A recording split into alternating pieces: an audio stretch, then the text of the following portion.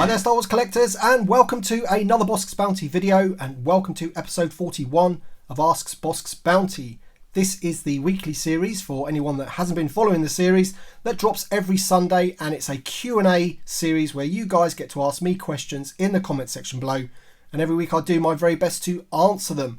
We have got a jam-packed episode this week, loads and loads of questions. Some of them are going to be really quick fire answers to get through them all, so please stick around until the end of the video. And if you do happen to like this video, don't forget to drop a like down below, because that really does help the video and the channel. And of course, if you are new to the channel, please hit subscribe for more videos. And with all that being said, let's get straight on to the first question. The Hyperspace Vault says, question for next week. I think I know the answer to this. What is your favourite figure from the VOTC and the Vintage Saga collection lines?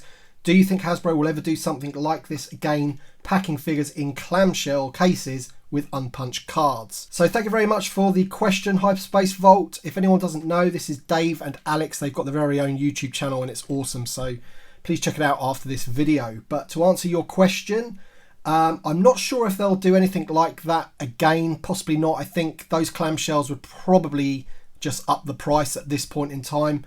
I think they're trying to get away from too much plastic as well, so I can't really see them doing that. It is a good way to get sort of collector grade card backs with unpunched cards, but I just can't see them doing it just because of the whole plastic thing. And of course, my favourite ones from the lines are the Bossk there. That's Bossk from the Vintage Saga collection. And that one is Han Solo from the Vintage Original Trilogy collection. That is definitely the best figure from that line. Ed5 says, my favourite time of the week and never lets me down. Thank you very much, mate. I do appreciate that. As it has been more than 15 years since they've been doing the vintage line, have you noticed any degradation with older figures, bubbles or card backs? Cheers. So yeah, you're talking about the Vintage Original Trilogy collection, which was Han Solo, and yeah, that was 2004, so that is over 15 years. You are absolutely right. And have I noticed any degradation regarding card backs or figures? Now you can see kind of slightly there that Han Solo's body has gone a little bit yellow. I'm not sure if it is actually produced like that or if anyone else's is like that, so please let me know in the comments. But you can see there his shirt is slightly different to his arms, which is a bit weird. I also know that the Lando Calrissian figure of that line, his body goes like a greeny turquoise colour, which is very unfortunate. And also the clamshells that we just discussed that came with these, if those happen to get in sunlight, they go badly yellow as well. But other than that, I haven't really seen any problems with them really. Obviously, if you put them in sunlight, then you will get all sorts of problems. But if you're a collector and you keep them out of the sunlight, then you should be okay. Mark Jones says, I heard the most reliable vehicle in the galaxy is the Hondo Accord. Very good, my friend, very good. Big Biscuit says, what other hobbies do you have outside of collecting? Well, obviously, I've got my family, which I love dearly. But other than that, I love sports, so I watch a lot of football. I attend football matches every now and then. I like watching things like the darts and the cricket. So yeah, apart from collecting Star Wars, I would probably say, yeah, various sporting things. I like going to gigs as well, music gigs, things like that. Anything where there's a beer involved, really. Supreme Snoke says, hi Bossk, I have a question for you. Is the Vintage Collection Luke Skywalker in Stormtrooper disguise shorter than the average Stormtrooper? Thanks. So I did review this figure the other day, and one of the things that I did mention in that video was comparing the height of the figure to the Han Solo Stormtrooper and the Rogue One Stormtrooper. So maybe you want to check that out. But if in a short answer, essentially against the Stormtrooper, he is a little bit shorter, but unfortunately against Han Solo, he's not. Mark Shabby Geek says, another great episode. Question for next week. Given that the Black Series and the Vintage Collection are geared more towards adult collectors, do you think they should go into collectible sections of a store instead of toy aisle like NECA products do? First of all, I recommend anybody out there to check out Mark Shabby Geek's channel. He makes really funny videos. It's Star Wars related, but he makes really funny videos with his family and it's really great to watch. So yeah, check out his channel after this video. But to answer your question, mate, yeah, I think they should definitely go into collectible sections. I think the Black Series and the Vintage Collection are 100% geared towards collectors. It knocks me a little bit when people sort of moan about play features and things like that when these things aren't really geared towards kids. You've got the mission fleet and things like that for them. So, but the problem is, I think, is that stores want it both ways and they want to be able to snag the occasional fan or the mom that's walking through the store with her son and he suddenly goes, I want that red stormtrooper up there, and he'll get his red Sith trooper home, and essentially it won't fit into any other part of his toys or his collection because it's a giant 6-inch figure. And I think that's ultimately the problem with it. But they want to make as many sales as they can, so they'll probably always stick him in the toy aisle. Dino Crap says, do you like Jurassic Park? I quite enjoyed the films. I do not collect the toys. If you want to watch a channel that features the toys, then Victoria's Cantina is the place to go for Jurassic Park. Shakes the Clone says, follow up to Randy's question last week about filming and editing. Which iPhone model for audio are you using the built-in microphone? If so, are there any sound baffles in the room? What are you lighting with? Household lamps, LED, warm, cool, daylight, etc. bulbs? I want tech stats, Tim. Inquiring minds want to know.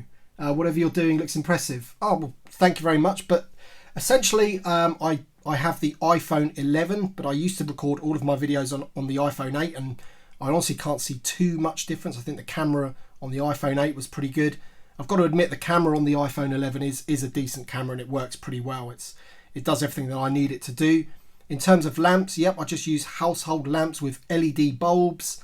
And then I put some like rice paper over them to get rid of shadows and things like that. I use like a 3 light system. So I have 1 at the top and then 2 at the sides to try and get rid of shadows. In terms of a microphone, I do have a microphone that I plug into my iPhone. You do need a little adapter for the lightning cable, but it's just essentially a headphone jack which then goes into the adapter and then into the iPhone. But what I'll do is I'll link to some equipment that I think is pretty good for making videos in the description below. So be sure to check out those links and see what you think. There'll be various microphones and lights and things like that. Biker Scout 74 says, hi Bossk, hope you are keeping well and having fun with the collection. Do you think it would be cool if Hasbro released updated versions of the classic Kenner Palatoy mini rigs in vintage packaging? Keep up the great vids. Thanks very much, Biker Scout. Yeah, 100%. I mean, I would love them to really, if they do it in the retro collection, maybe not the vintage collection, I don't know, but I would love them to do mini rigs. This is my Cap 2. It's an unplayed with version. It's still got its sticker sheet inside and everything like that. I would love for them to bring out more things like this, either in the retro collection or the vintage collection. Get those mini rigs out. One that I could really see them doing is the tripod cannon, because it pretty much featured in The Mandalorian. So bring that out in a vintage packaging, and then the only problem is they'll probably put a Mandalorian logo on it, whereas I'd rather see an Empire Strikes Back. But I don't think you can have everything that we want. But mini rigs for sure is something I would love to see. P. Becker says, do you collect for the hobby and fun of it, or do you collect as an investment? So ultimately I collect for the hobby of it. I love Star Wars, I always have. I grew up with Star Wars toys. I wouldn't be doing these videos and talking about Star Wars all day long if I didn't really enjoy it. Despite popular beliefs, YouTube doesn't really pay a lot of money for ad revenue and things like that. There's not a lot in it unless you're getting millions and millions and millions of views. But in terms of my collection, of course, I'm happy that it's worth something, and that, you know, when I don't want it anymore, or if something happens to me, then obviously I can pass it on to my children or my wife to do whatever they want with, and hopefully there'll be a small fortune for them to sell up with and do whatever, you know, and have a better life with or something. I don't know, but at the moment I just collect because I love it, and if it goes up in value, then brilliant. Drew Max says, hey Bossk, couple month long viewer, vintage collection and Leatherman collector. How's your collection display going? I would really like a couple of pics for some ideas for my own collection, thanks. So my collection's going pretty nicely. I did a opening video with my son just yesterday where we opened these figures in front of you here, some pretty awesome figures. And if you're a Leatherman collector, do you mean this? This is a Leatherman. This should be in every PC engineer's toolbox or on their belt or something. I find this really useful for opening figures, actually, because it's got a decent knife on it. But is that what you mean by Leathermans? I don't really collect them. This is the only one I've got, but it's a very handy tool if anyone wants one of these. Maybe I should link to that in the description below as well. But in terms of my overall collection, it's going pretty well. I've nearly finished my room. Got just a couple more things to do, and then I'll be doing that video. I know I've been saying I'm going to be doing that video for a long time, but it's a lot of work trying to sort a room out, and ultimately it's probably built up the fact that I'm going to be doing this video, and you'll all be really disappointed when you see that my room's really small. But I guess it's what you have in your room that matters, right? So yeah, soon enough you'll be able to see all my collection and how I display things. Stephen Angel says, hey Tim, a few videos back you mentioned that things weren't going too well at home. Just wondering if everything's okay now. I know I'm speaking on behalf of your fans by saying we appreciate the time and dedication you put into the channel, so thank you. Well, thank you very much, Stephen. I do appreciate that. And I do sit here and I can feel the sort of warmth that you guys give me. It really does help me move along. Essentially, my wife wasn't too well. She fell sick and things are kind of okay at the moment. We do need to go to hospital for another test or two, just to make sure things are okay. But yeah, she was pretty sick, man. So it wasn't a good time. Anthony Robinson says, great vid as always, Tim. Question for Little Bossk, if you can fit it into next week's Ask Bossk. What is Little Bossk's favourite figure that he does not own yet? So thank you very much for the question, Anthony, and I will let Little Bossk answer the question for you. Snaggletooth. You want Snaggletooth? Why Snaggletooth? Because he looks like Bossk. He does look a bit like Bossk, yeah. He's one of the Cantina aliens that you're missing, isn't it? Mm-hmm. As it goes, Little Bossk, I don't have him loose either, so we're in the same boat there, mate. Anyway, Anthony, I hope that's answered your question. David Wells says, hi Tim, loving the channel. Thank you very much, David. Question, do you think they will ever produce all 6 of the ESB Bounty Hunters on the same cardback in either 3.75 or 6 inch? It's really annoying not being able to have them all the same. So yeah, we haven't had the Bossk figure, have we? This one on a 6 inch vintage cardback as part of that Empire Strikes Back 40th anniversary, which annoyed me a little bit. But in terms of the 3.75, we have had them all pretty much. So the only one that we actually need is this guy here, which is Zuckuss to some people, Forlom to others. He was in the Legacy collection and has never been released on a vintage style card. The only one that we've ever had came in the 2-pack, which is this one here. And as you can see, he's more looking like the original vintage version. And he's on a foil cardback, and he came as part of that set with the names the opposite way round.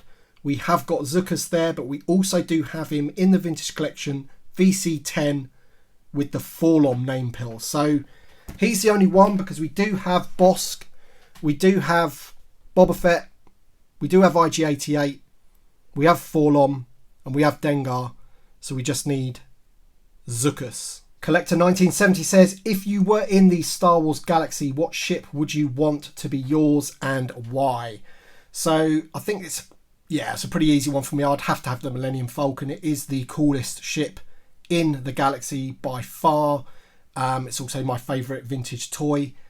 If I was going to be less predictable, I'd probably pick maybe either the Slave one, because I like the sound of the guns and it looks pretty cool as well. And apart from that, maybe the Cap 2, just because Bossk is sporting it there. Toe Cutter says, I've got a question for you, my friend. 20 years from now, do you see any of the Vintage Collection figures topping over $1,000 marker? If so, give us a quick estimated number on how many you think will top 1,000. Thanks, and I'm always looking forward to your next video. May the Sith be with you. Thank you very much, Toe Cutter. $1,000 in 20 years. I mean, it all depends on the inflation, really, doesn't it? But I could possibly see it happening. I mean, the 2 mini cards, the Mouse Droid and the Salacious Crumb, they already hit $500 each anyway, so I could easily see those two. There are some other ones which are extremely rare. I guess it depends whether Hasbro re-release them or not. As soon as they re-release them, the value of them will go down. But I guess there are some, like the Canadian version of Yoda VC20, for example. You know, the value of that's only going to go up and up, because they won't re-release that, and essentially there's not many of them around anyway. And then I guess also it depends if in 20 years there's people like us that are still collecting this stuff and actually care about it, and they create the market, don't they? If there's nobody that really cares about it, all the Star Wars stuff could go down in value. So who knows, mate? You never know. But yeah, 1 or 2 pieces I could see going above 1,000. Octolux says, question for next week. To me, it's not looking like we're going to get a Kuill. Have your thoughts changed about him being an all but guaranteed figure that'll come out? Seems since he was killed off, the series focus is Cara Dune and Gideon and the Mandalorians. Thoughts? So we do know of a wave coming out that's going to have Moff Gideon, the Armourer and the Beskar Mandalorian. I am convinced that we will get a Kuill at some point next year. We're definitely getting one in the Black Series, that is 100%. Whether he'll come to the Vintage Collection, yeah, who knows? But they would just be silly not to do it. I think every collector that collects the Vintage Collection and loves the Mandalorian wants that Ugnaught on a vintage card. It's just an absolute given. I just cannot see them not doing that. So I wouldn't worry, my friend. I'm sure it's on the cards and we'll get that figure. BGE221 says, hi, I have a question for next video. If you could watch one spin-off film based on one character, who would it be on, apart from Bossk? That's a hard question, really, because obviously you couldn't really make a standalone film on sort of like a very small background character. It'd be quite difficult. I think what they're going to be doing with the Kenobi series, that definitely really interests me. I know it's not a film, but it is a spin-off. And he's sort of something that I've always wanted to know what happened to him and what he did when he was in Tatooine. You know, he couldn't just be sitting there twiddling his thumbs all the time, watching over Luke Skywalker. There must be some stories to tell around Ben Kenobi. And I always used to love Alec Guinness in the original Star Wars as well. And he just had that sort of aura about him in the film. And it's just a really interesting character. So yeah, I'd probably pick Kenobi, and I hope that series is going to be awesome. Alright then guys, I did have some more questions planned, but I'm sorry I've run out of time. This video will just be too long otherwise, so sorry about that. If you want them answered, please leave them in the comment section below for next week's episode, and I will try and get round to them. And if you do have some fresh questions for next week, please leave those down below as well. Thank you very much for watching. Drop a like down below if you've enjoyed it, and we shall see you on the next one.